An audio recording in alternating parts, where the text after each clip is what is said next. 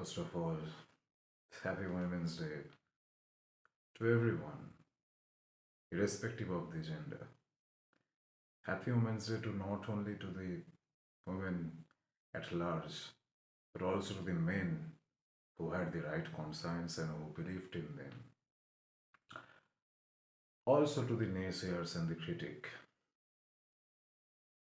Today, I I just had this idea all of a sudden to create this video, and I would like to, just speak whatever comes in my mind.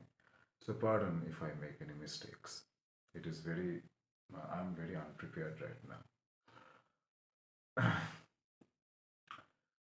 Okay, so the very first quote which I would like to say before I start this video is a very famous African proverb. It says, "Until the lion turns to right, every story will highlight the hunter." So I think it is very apt. I think it is very reasonable. I think it is very important to understand this proverb because it justifies the current situation we are right in. It applies to civilizations as well. It even applies to the genders as well. To every victim who faced discrimination based on anything, any logic, any order, any reason, any sort of imaginary discriminative walls. So you must be a winner. You must be a winner. Now, uh, I leave the part of the literature to the hands of the admirers of literature and the students of literature. I would not stretch it any further. Today, I will try to speak a bit about laws which protects women in India, laws which are for women in India. I would also like to, speak about a few case laws which I remember, if I remember it correctly. First of all, since I like the criminal laws a bit more, hence I think I should start with the BNS, which was erstwhile the IPC, Indian Penal Code. Right now it's Bharatiya Nyaya Sanhita, effective from 2023 if I'm not wrong. Now previously, you would be very shocked and a bit ashamed to know that previously the Indian, not only Indian laws, the contemporary laws as well, but since we are only interested about India, we shall be speaking about India only. But remember, India is not a very, exceptional kind of a place, all right? It existed. Discrimination against women and patriarchy exists all over the world, right? Anyway, so previously, we would judge the character of the women. Even if a woman came with a complaint, complaining about sexual assault or any sort of such similar offenses, the court would, or the laws, or the prevalent laws, would look into the previous sexual encounters of that woman. Would the prevalent laws back then were interested to know how many partners the women had and with how many partners the woman was sexually involved. So that determined the relief. So we changed our ways. The evolution of the laws happened. And right now, we can arguably say that we are trying to be pro women now because we have abolished all such laws. They are non functioning and non existent right now. We have also added uh, new offenses under the BNS. All right. Like previously, stalking, for example, was not considered to be a crime, but right now it is voyeurism. All right, means you are recording a woman doing something which is not supposed to be recorded, mostly her private moments. Now, private moments is not only limited to, being intimate with her partners. It may also include that women changing her dress or bathing or doing anything which falls under the ambit of a position where she does not want to be seen in under normal circumstances. So that is voyeurism as well. Even if someone recorded the video, pictured the video with consent, and later redistributed or distributed among people, that also is voyeurism, by the way. Also, I think a lot of women do not know that bodily uh, defenses exist for them as well. For example, we know in India there are cases of acid attacks, right? But how many women know about the fact that to save themselves from acid attacks, to uh, protect them from potential or possible events of an acid attack, they can perform bodily damage, they can retaliate as a self defense, of course, which can extend up to the level of causing death to the attacker, to the perpetrators. All right. So it is very important to know. Most of the women, I do not know if they know about it or not, but yes, you can kill a person legally. You are protected by law if an attacker is trying to attack you with acid. Also, it extends to rape as well. All right. If a woman feels that an attacker is trying to rape her, is trying to put acid on her, not only acid, anything which is corrosive in nature. For example, if someone wants to put kerosene oil and wants to lit up that woman, yes, in those cases also, or even in some cases when a person is pouring acid in a glass of water and is forcing you to drink it, even under those circumstances also, a woman can retaliate, can perform self-defense, which can cause death, and yes, she is legally safeguarded and protected by the Indian laws. Okay, so new definitions of offenses were introduced in BNS. The provisions of repeat offenders have also been introduced in BNS as well. We have understood that there are many criminals, I would rather say, who are habitual offenders, who are repeat offenders, and for them the punishment is a more stricter in nature, and the Indian legal jurisprudence, sorry, recognizes that. All right, I'm a bit tired today, but anyway, I'll still go on. Also, talking about rape, as I mentioned, rape previously, the IPC only recognized rape as a penile penetration into the woman's vagina. All right, that was the only definition which existed in IPC. But right now, under BNS, the definition of rape is not only limited to a penile uh, penetration, but it also includes. I would not get into the matter, but anyways, I would like to say that anything, uh, not anything, it is described very properly, but if a person uses his oral something, all right, to do something to the private parts of the women, that also includes as rape. Even if a person manipulates the women to do something which would naturally cause penetration of the women in her private parts like vagina, urethra, or anus, that can also fall under the definition of rape. Alright, previously these were not existent. Okay, now moving on to uh, probably POSH. I would like to talk about POSH as well. Prevention of Sexual Harassment at Workplace, if I'm not wrong. That's the whole full form.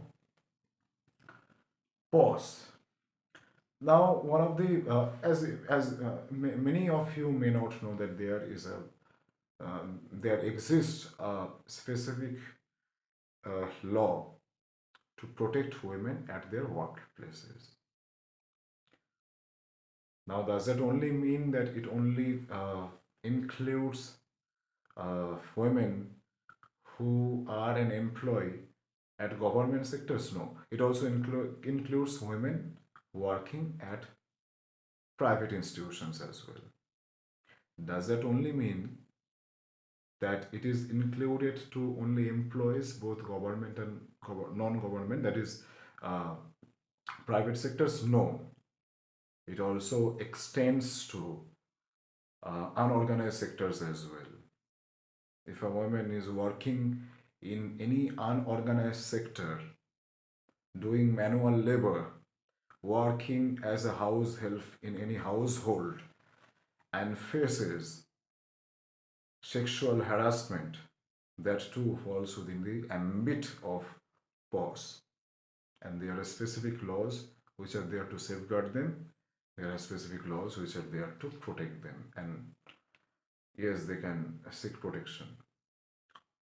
So it is not only limited to women uh, who are working in organized sectors, but also to unorganized sectors as well. Like just for I took an example of a house help who might be a female.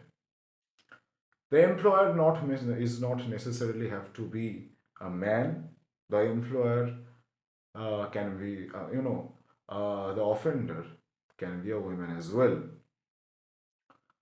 So talking about pause, and also you must remember there is no such thing that the institute runs with only four members. Let's take for an example. So does that disqualify that institute out of the ambit of pause? No. No matter the number of employers who are associated with the institute, uh, the pause still applies. Okay. Now moving on to maybe Domestic Violence Act. All right. One of the misconceptions about Domestic Violence Act is that it only applies to married women. No,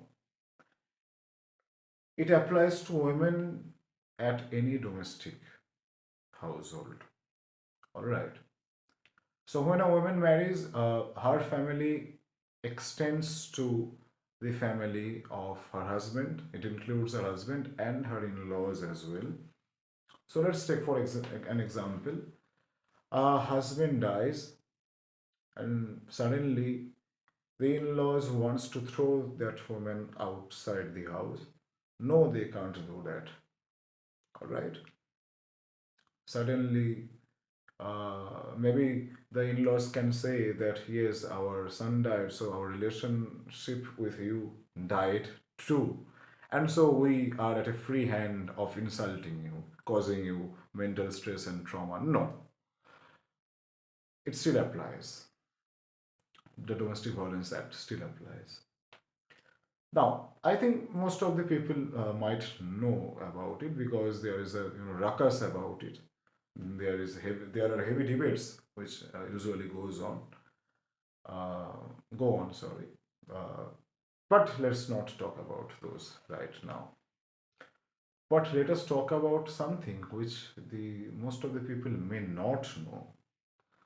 For example, let's suppose I am a woman and I am not married.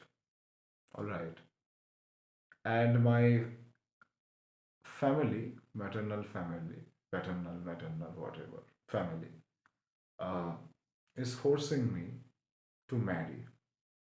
And they're also threatening me. Let's suppose my parents are threatening me to throw me outside the home and I'm a woman. See, I am already uh, stuck in something I don't know. Anyway, so uh, yes, so a woman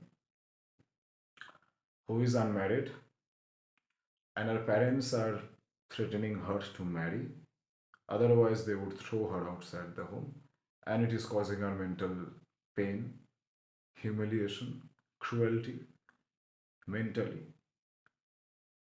Cruelty, remember, in our Indian legal context, cruelty is not only limited to physical acts of cruelty, but it is also extended to mental acts of cruelty as well.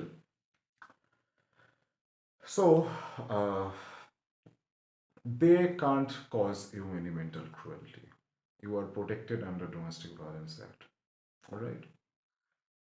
Acha. Now, let us take another uncommon example. Let's suppose I am a woman and I am above 18. That means I am an adult. And my parents say that, okay, right now you're an adult, so we don't need you now. You should find your own ways, and that's it. Tata, goodbye. Leave our house right now. No, they can't do that. Under any circumstances, they can't do that. So you can take the help of law so that you are not thrown outside your own home. Any woman who is unmarried, it is the responsibility of her parents to maintain her. And in the way, if they do something which causes her cruelty, just as I said, mentally and physically, then also she can go to the court and ask for, remedies. There's a concept called shared household.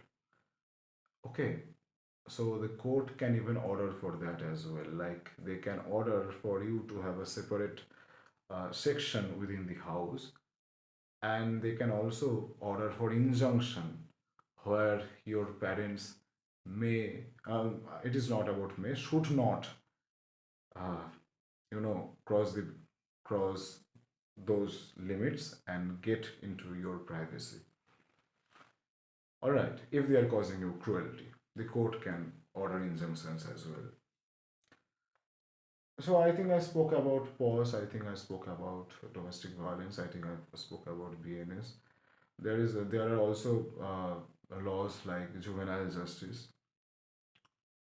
If any crime happens to a child who is maybe a girl, then that is also seen under serious lens. Says, all right, it is not a topic to be discarded that easily. There are laws like POXO, which seriously treats it extremely seriously, although it's gender neutral, but still. Now, I think I should speak about a bit of case laws as well, which has evolved uh, over time. The most famous I think I can recall is about Joseph Stein. Truly, although it is infamously known for, I still remember when the Joseph Stein versus State Union of India uh, came, the judgment came. There are broad headlines on a very reputed uh, and a glorious paper, and a paper of great heritage, I must say, of Bengal or even India. I will not take the name of the newspaper, but I still remember it was written on a very big fonts that পরকীয়া আর অপরাধ নয়, Rai Supreme Courted. So no, it is not the fact. It is infamously known for adultery, but The students of law rather know it for a different reason. I would not describe it right now, but anyways, it set a precedent that women are not the properties of the husband. Previously, it was a legal viewpoint that women were a part of a property of the husband. It was a legal viewpoint, mind it. Now it is not. Okay, moving on to a very latest Supreme Court judgment regarding menstrual health. I think many of you may have heard about it. So it mandates that every institute should keep, you know, arrangements, provide arrangements for menstrual pads for women. So it recognized a right to health and extended the right to health to a right to menstrual health as well under Article 21 of the Indian Constitution. It is a landmark judgment because, as many of you know, that Article 21 is a fundamental right. So, right to menstrual health is also a fundamental right now. Secondly, a recent judgment from Supreme Court, I think X versus something medical board something. I don't recall the name. I have forgotten almost every names of the case law. But I remember the precedent. So it said that even unmarried women have the right to termination of pregnancy up to 20 weeks, if I'm not wrong. Under the Medical Termination Act, previously the legal right only existed to married women. But right now, the Supreme Court included unmarried women as well. It acknowledged, realized, and respected the right to bodily autonomy of the women, and hence it extended the right to medical termination of pregnancy to unmarried females as well. It is a recent judgment. Okay. We also know that another recent judgment came which said that the right to a compulsory property uh, uh, goes to the women since birth, and no customary laws should override that. All right. Previously, another case, I remember another case from the Supreme Court only, another precedent, where a woman was deprived of properties, of her maternal properties, paternal, whatever, properties, by clarifying the fact that she belonged to a scheduled tribe, and hence the local customary laws applied. But the Supreme Court intervened and said, no, that's not right. Even a woman belonging to a scheduled caste, as a scheduled tribe, ST community, has the right to property and cannot be denied any property under local customary laws, no matter how much stronger they are, how much ancient they are.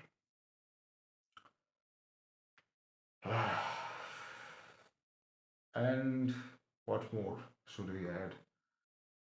Uh,